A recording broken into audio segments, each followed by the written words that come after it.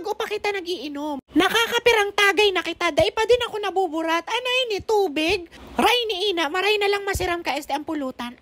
Jessa, paano ka mabuburat? Ikaw lang yung nakakaubos ng mga pulutan natin dito. Ano to, mukbang? Like, super legit and all? Hayain na.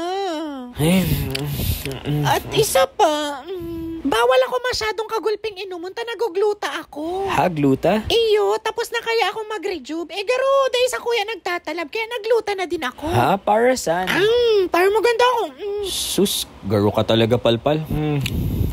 Para ka talagang palpal. Kahit naman di ka magluta or mag-rejuve, magayon ka. Like, super legit and all. Tsaka, Jessa, isa pa, you have to start making padangat your own skin. Like your kublit. Walang maraot sa pagiging morena.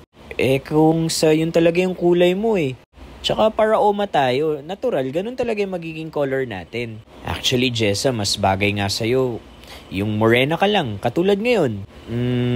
Actually, Jessa, nang earhat ako sa'yo nung nag-rejuve ka, talagang nalugad yung kublit mo.